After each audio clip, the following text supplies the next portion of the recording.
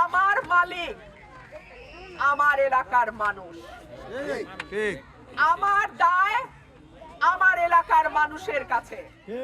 শনিবার ব্রাহ্মণবাড়িয়া ২ আসনের সরাইল উপজেলার নোয়াগাঁও ইউনিয়নের ইসলামাবাদ গ্রামে উঠান বৈঠক করেন স্বতন্ত্র প্রার্থী রুমিন ফারহানা। উঠান বৈঠক চলাকালে হাজির হন উপজেলা নির্বাহী ম্যাজিস্ট্রেট। এ সময় তিনি রুমিন ফারহানার বিরুদ্ধে নির্বাচনী আচরণবিধি লঙ্ঘনের অভিযোগ তোলেন। বিষয়টি নিয়ে নির্বাহী ম্যাজিস্ট্রেটের সাথে স্বতন্ত্র প্রার্থী রুমিন ফারহানার চরম বাগবিতণ্ডা হয়।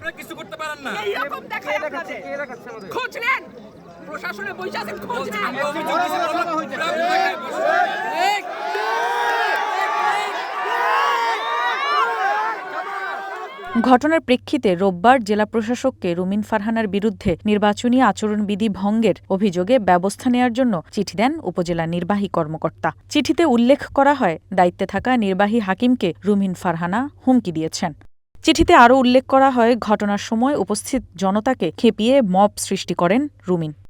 উপজেলা নির্বাহী কর্মকর্তার চিঠির জবাবে ভিডিও বার্তায় রুমিন ফারহানা জানান, ৭ দিন আগে রিটার্নিং কর্মকর্তার কাছে বিএনপি জোট প্রার্থীর আচরণবিধি লঙ্ঘনের অভিযোগ করা হলেও কোনো ব্যবস্থা নেওয়া হয়নি। প্রতিপক্ষ বা আমার প্রতিদ্বন্দ্বী প্রার্থী যারা আছেন মাঠে, বিশেষ করে বিএনপি সমর্থিত জোটের প্রার্থী যিনি আছেন, তিনি প্রতিদিন মাইকিং করে বড় বড় জনসভা করছেন।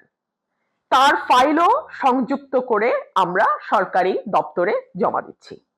কিন্তু এখন পর্যন্ত স্টেজ বানিয়ে, মাইক ব্যবহার করে, সাউন্ড সিস্টেম ব্যবহার করে, এলাকায় মাইকিং করে তারা কিন্তু প্রতিদিন প্রচারণা করছেন।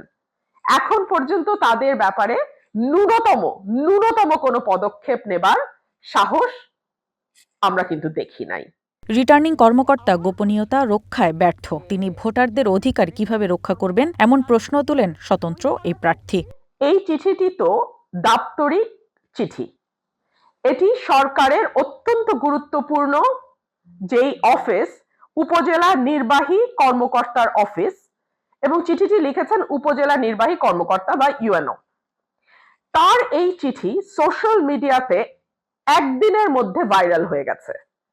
শুধু সোশ্যাল মিডিয়া না, গণমাধ্যমগুলো, আঞ্চলিক যে গণমাধ্যমগুলো আছে আমার ব্রাহ্মণবাড়িয়ায়, বিশেষ করে সরাইল আশুগঞ্জ বেসড যে গণমাধ্যম, তারাও এই চিঠিটিকে নিয়ে নিউজ করছেন।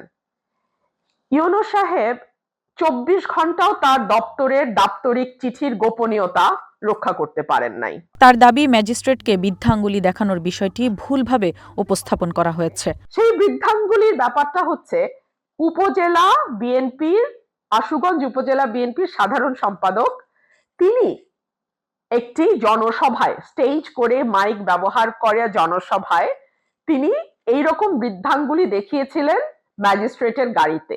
কারণ গাড়িটা ওই সিকিউরিটি পারপাসে মিটিং এর যে সমাবেশ স্থল তার বাইরেই ছিল।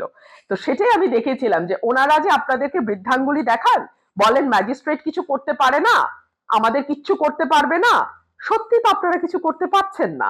তবে এসব ঘটনার পরও নির্বাহী কর্মকর্তা নিরপেক্ষ থেকে দায়িত্ব পালন করবেন, এমনটাই আশা রুমিন ফারহানার। আশা করি আমাদের উপজেলা নির্বাহী কর্মকর্তা এই ব্যাপারে স্বচ্ছতার পরিচয় দেবেন এবং তিনি আসলে তার দপ্তরকে কিভাবে নির্বাচনের আগে কাজ করাবেন বা কিভাবে তিনি নির্বাচনটিকে করবেন, এটার ব্যাপারে বোধহয় তার আরো চিন্তা ভাবনার প্রয়োজন আছে। রওশন আরা তানিয়া, ওয়ান ন্যাশনাল ডেস্ক।